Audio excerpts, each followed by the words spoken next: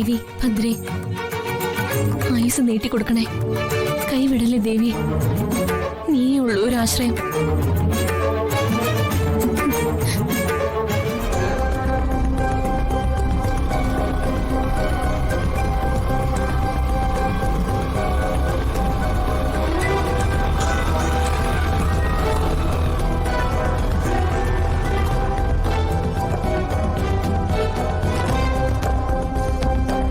പക്ഷേ ഈ അമ്പലത്തിലേക്കാവും വന്നത്.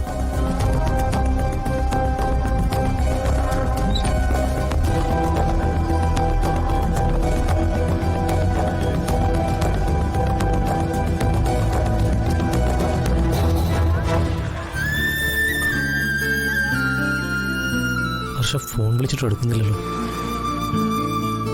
ദേവി, അറിഞ്ഞോ അറിയാതെയോ പറ്റിപ്പോയൊരബദ്ധം. അതിങ്ങനെയൊക്കെ കലാശിക്കുമെന്ന് അറിഞ്ഞില്ല.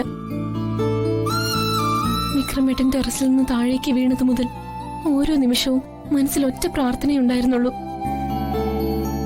അദ്ദേഹത്തിന് ഒന്നും സംഭവിക്കില്ലേ എന്ന്. നീ എന്റെ പ്രാർത്ഥന കേട്ടു എന്ന് തന്നെ പറയാം. നീ അദ്ദേഹത്തെ തിരികെ ജീവിതത്തിലേക്ക് കൊണ്ടുവന്നു. ദേവി, നീ ശക്തി സ്വരൂപിണിയാ, വിളിച്ചാ വിളി കേൾക്കുന്ന മഹാമായയാ.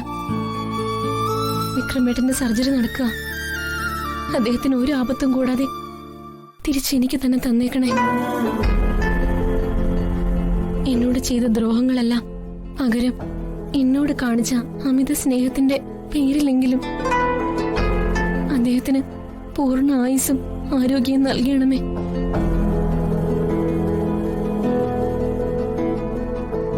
പ്രസാദം വാങ്ങിക്കോളൂ കുട്ടി.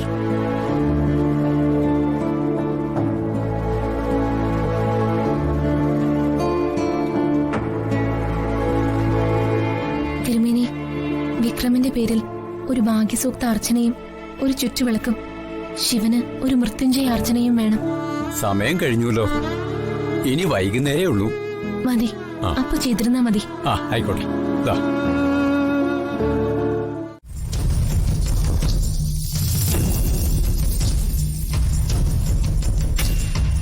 പ്രകാശേട്ടാ, അയാൾ ഇനി എന്തൊക്കെ തരാന്ന് പറഞ്ഞാലും പ്രകാശേട്ടൻ അയാളുടെ വലയിൽ വീഴരുത്. ദയവേത് ഈ വീട്ടിലെ സമാധാനം കളയരുത്. കല്യാണം കഴിഞ്ഞ ശേഷം അടുത്ത കാലത്തായിട്ടാ ഒരു ഭർത്താവിന്റെ കരുതലും പരിഗണനയും എനിക്ക് കിട്ടുന്നത്. ഒരു പെണ്ണിന് വേണ്ടത് ഒരു ഭർത്താവിന്റെ പണവും പ്രൗഢിയും സൗന്ദര്യവും ഒന്നുമല്ല, കളങ്കമില്ലാത്ത സ്നേഹവും പരിഗണനയോ. സുമിത്രേ, തെറ്റുപറ്റിയിരുന്നു. തിരുത്താൻ പറ്റുന്ന സമയത്തൊന്നും ഞാൻ തിരുത്താൻ ശ്രമിച്ചിട്ടില്ല. പണമാണ് എല്ലാത്തിലും വലുതെന്ന് വിശ്വസിച്ചു നടന്നു. ഇപ്പോ കാലം എല്ലാം മനസ്സിലാക്കി തന്നു. ഇനി ഞാൻ പഴയതിലേക്ക് തിരിച്ചു പോവില്ല. നിനക്കെന്നെ വിശ്വസിക്കാം.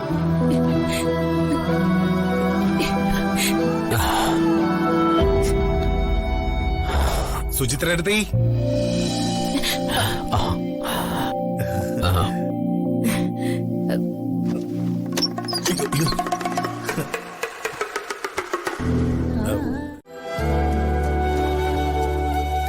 മോളെ,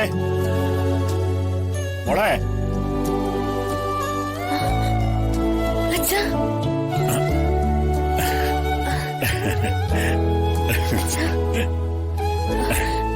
അമ്മ വന്നില്ലേ അച്ഛാ?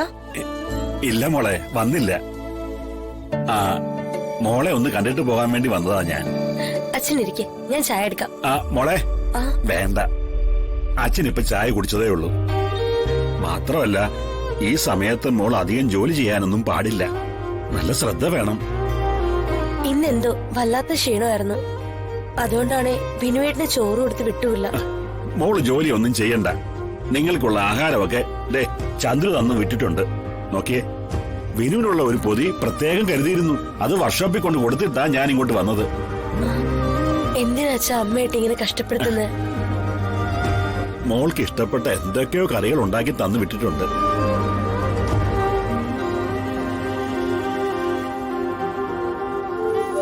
മോളെ, ദേ ഇതേ മോൾക്ക് കഴിക്കാനുള്ള ആയുർവേദ മരുന്നുകളാ. ശതാവരിയും അശ്വഗന്ധവും നെല്ലിക്കയും ചുക്കും നെയ്യും ഒക്കെ ചേർത്തുണ്ടാക്കിയ ആയുർവേദ കൂട്ടാ. ദാ മോളെ, ചന്ദ്രു മീനാക്ഷിക്ക് വേണ്ടി പ്രത്യേകം തയ്യാറാക്കിയതായത്. അമ്മയുടെ കയ്യിൽ നിന്ന് ചോദിച്ചു പഠിച്ചതാ ചന്ദ്രു ഇതൊക്കെ. മീനാക്ഷിക്കും ആയുർവേദ മരുന്നുകളെ കുറിച്ച് നല്ല അറിവുണ്ടെന്ന് സുചിത്ര പറഞ്ഞ് എനിക്കറിയാം.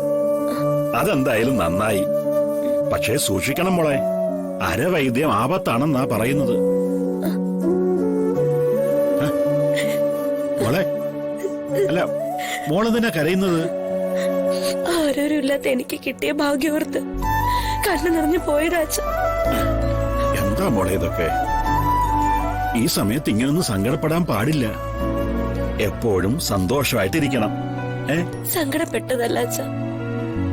അടുത്ത ജന്മത്തിലെങ്കിലും ചന്ദ്രികാമ്മയുടെ അച്ഛന്റെയും മകളായിട്ട് ജനിക്കണേന്ന് പ്രാർത്ഥിച്ചതാ.